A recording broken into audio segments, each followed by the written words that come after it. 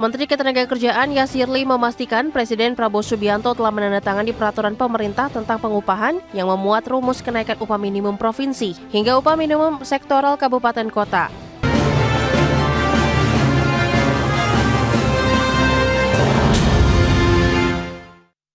Ya, pemirsa, Menteri Ketenagakerjaan Yasirli memastikan Presiden Prabowo Subianto telah menandatangani peraturan pemerintah yang membuat rumus kenaikan upah minimum provinsi hingga upah minimum sektoral kabupaten kota. Pemerintah meminta gubernur wajib menetapkan upah minimum provinsi tahun 2026 sebelum 24 Desember 2025.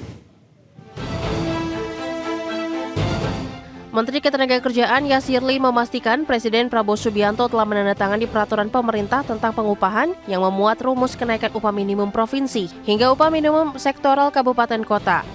Menakar menyebut pemerintah mempertimbangkan aspirasi banyak pihak terutama serikat buruh sebelum akhirnya memutuskan rumus besaran kenaikan upah. Dalam PP tersebut, pemerintah menetapkan formulasi kenaikan upah yakni inflasi ditambah pertumbuhan ekonomi dikali alfa.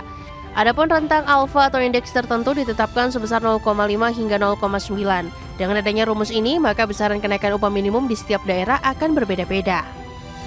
Dan semoga PP ini adalah hasil yang terbaik ya, bagaimana kita mempertimbangkan aspirasi dari serikat pekerja, serikat buruh, dan juga menantikan masukan dari industri ya. Dewan Pengupahan Daerah yang akan melakukan kajian terkait dengan kondisi masing-masing daerah. Pemerintah meminta gubernur wajib menetapkan upah minimum provinsi 2026 sebelum 24 Desember. Dari Jakarta, Firmansyah, IDX Channel.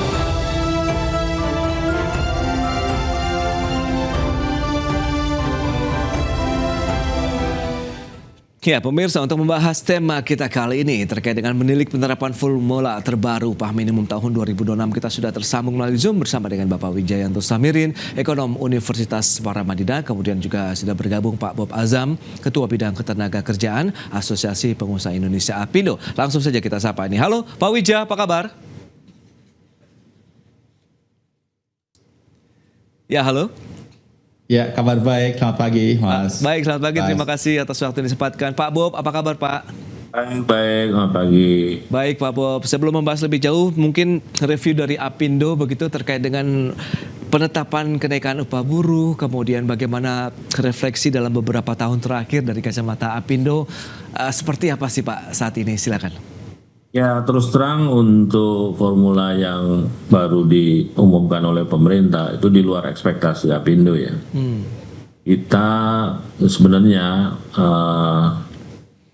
usulan kita itu alfa itu 0,1 sampai 0,3 ya.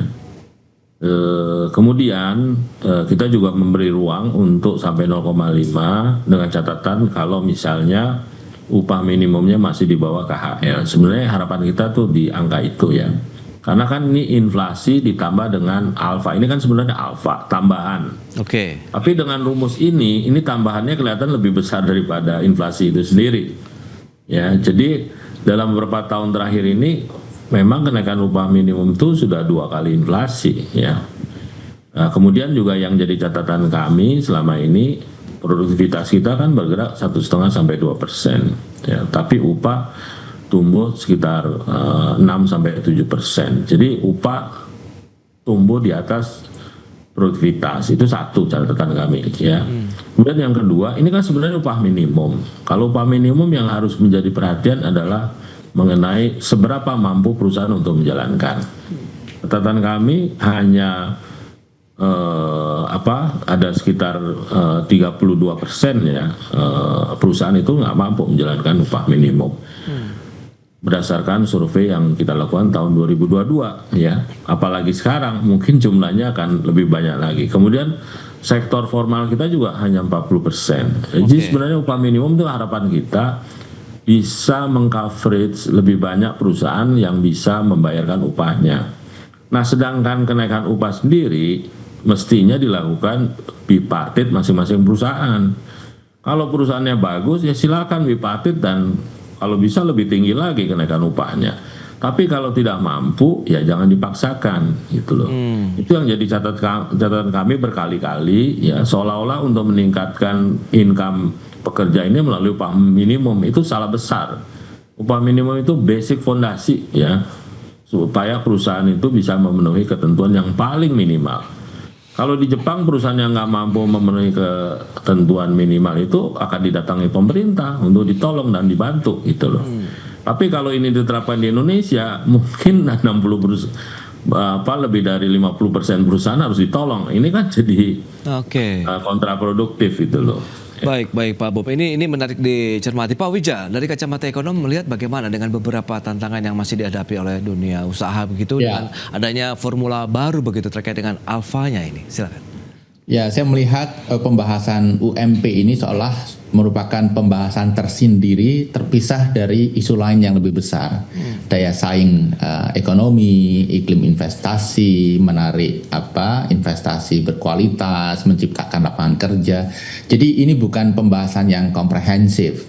Sehingga sangat wajar jika para pengusaha merasa ini membebani. Tapi faktanya kalau kita lihat 10 tahun 15 tahun terakhir, kita membandingkan Indonesia kemudian dengan Malaysia, Thailand, Vietnam, Singapura, Taiwan dan Korea Selatan, kenaikan UMP kita itu yang paling tinggi, rata-rata 8% di antara negara-negara itu. Kalaupun di-adjust terhadap inflasi, ini yang paling tinggi. Tetapi seperti yang disampaikan oleh Pak Bob, pertumbuhan produktivitas itu yang paling rendah. Jadi ketika kenaikan UMP tidak paralel dengan kenaikan produktivitas, sangat wajar jika para pengusaha kemudian merasa semakin berat berbisnis di Indonesia. Saya rasa ini perlu solusi yang lebih komprehensif, karena kalau tidak, maka sektor manufacture akan terus menyusut, sektor formal akan terus menyusut, yang dominan nanti sektor informal yang tidak menyiapkan pekerjaan yang berkualitas. Jadi menurut saya formula yang kita pakai sekarang ini secara teknokratis juga kurang solid.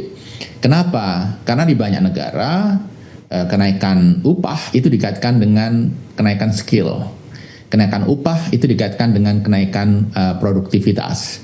Nah, di sini dikaitkan dengan inflasi, itu masuk akal ya. Tetapi kemudian ketika dikaitkan dengan pertumbuhan ekonomi, ini seringkali agak menimbulkan permasalahan. Karena kadang-kadang ekonomi tumbuh naik turun itu bukan karena faktor produktivitas. Seringkali misalnya karena harga komoditi pas booming, ekspor kita melejit begitu. Jadi saya rasa dari sisi teknokratis ini juga perlu perbaikan yang mendalam. Bahkan saya juga dengar dari beberapa pengusaha terutama yang padat karya, mereka mengatakan selama ini didorong untuk padat karya untuk menciptakan lapangan pekerjaan, tetapi pemerintah ternyata tidak konsekuen dengan tidak menjaga konsistensi kebijakan terkait pengupahan ini. Jadi Mas Pras, saya sepakat bahwa buruh itu harus disejahterakan. Tetapi mensejahterakan buruh melalui peningkatan upah itu harus merupakan bagian dari upaya komprehensif. Misalnya, ekonomi harus lebih efisien, ekonomi biaya tinggi harus dikurangi, kepastian hukum harus ditingkatkan, kemudian pengusaha harus didorong untuk bisa melakukan ekspor dan sebagainya. Jadi ini tidak boleh dibahas secara terpisah sendiri. Karena kalau ini dilakukan terus, setiap tahun kita akan menghadapi situasi seperti ini. Akhir tahun kita semua tidak bisa bersiap untuk liburan dengan tenang karena kita menghadapi turbulensi seperti ini, terutama di kalangan para pengusaha. Baik, nah lantas apa yang perlu kita lakukan begitu untuk menyikapi kondisi saat ini meskipun kita juga masih menunggu kepastian dari pengumuman UMP-nya. Kita bahas nanti di segmen berikutnya Pak Wija, Pak Bob. Kita akan jeda dulu sebentar ya, dan pemirsa kami akan segera kembali usai pariwara berikut ini.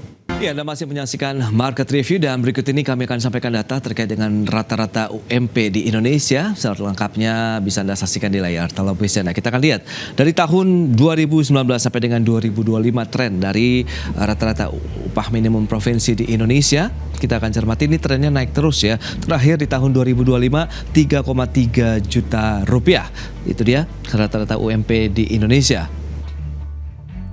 Baik, berikutnya kita akan lihat dan cermati provinsi dengan UMP tertinggi di tahun 2025 ini. Data dari Kementerian Tenaga Kerja, DKI Jakarta menempati posisi paling atas, berada di 5,39 juta rupiah, menyusul Papua 4,28 juta, Papua Selatan 4,28 juta, kemudian Papua Tengah juga 4,28 juta, demikian juga dengan wilayah Papua Pegunungan 4,28 juta rupiah. Dan selanjutnya kita lihat provinsi dengan UMP terendah.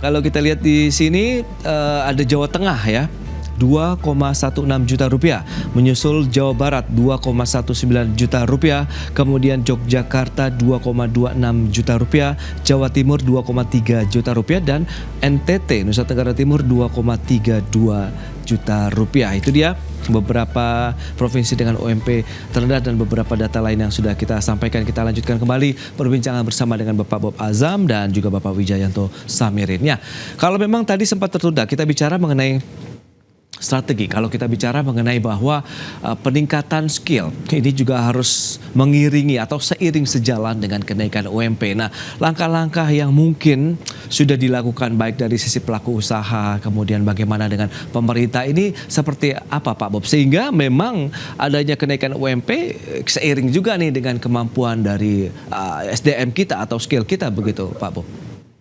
Saya koreksi sedikit ya, infografis tadi ya. Itu kan misalnya Jawa Barat aja, UMP 2 juta. Di Jawa Barat itu di kabupaten kota tuh nggak 2 juta gitu loh. Iya. Ya, di Bekasi, di Karawang udah di atas 5 juta gitu loh. Ya, jadi misleading kalau kita menggunakan upah minimum provinsi. Kita harus melihat upah di masing-masing kabupaten. Belum lagi ada upah sektoral. Oke. Nah, upah sektoral juga harus jadi catatan karena sektor-sektor yang ada itu pertumbuhannya negatif. Ya, nah itu juga yang menjadi pertanyaan bagi kita terhadap formula yang digunakan.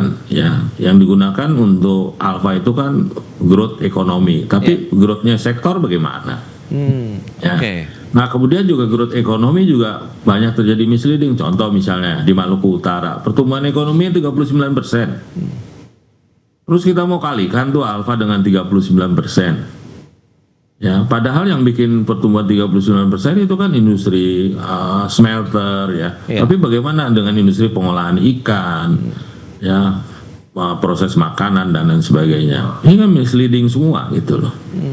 Nah, kenapa ini terjadi? Karena pemerintah take over yang mestinya itu adalah ranah bipartit perusahaan dengan serikat pekerja di masing-masing perusahaan. Upah minimum ya sekali lagi mengcover apa sih yang sebenarnya kebutuhan yang minimum ya yang harus dipenuhi gitu loh. Nah, kembali ke peningkatan kesejahteraan, nggak ada tuh yang namanya buruh sejahtera karena upah minimum, nggak ada rumusnya. Ya, buruh itu sejahtera benar seperti yang disampaikan Pak Wija karena pekerjaannya tuh berubah dari pekerjaan yang sederhana menjadi pekerjaan yang lebih kompleks dengan gaji yang lebih baik. Berarti kuncinya di sini adalah pelatihan. Nah, sekarang kalau kita bicara pelatihan itu sangat tergantung dengan pendanaan. Ya.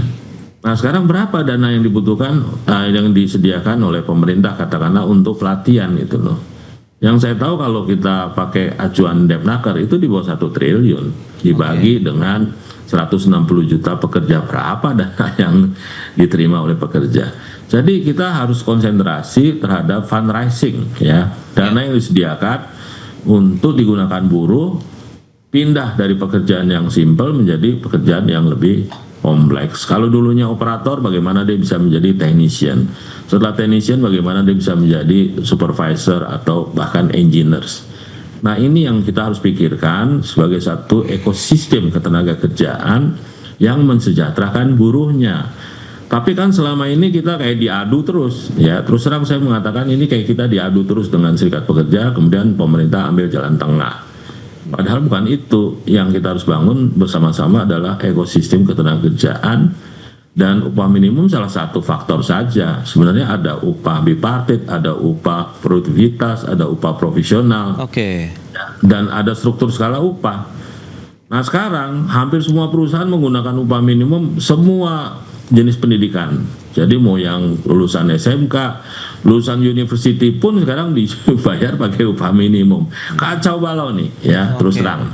Oke Pak Bob. Nah, ini lantas bagaimana Pak Wijana menyikapi kondisi seperti saat ini? Begitu mengingat ini kan memang sudah akhir tahun, kemudian banyak dunia usaha pun juga menantikan terkait dengan keputusan UMP tahun 2026 begitu. Sementara ya masih ada PR-PR yang mungkin perlu dituntaskan? Apakah ini bisa seiring sejalan untuk menatap sampai dengan tahun 2026 mendatang misalnya Pak Wija?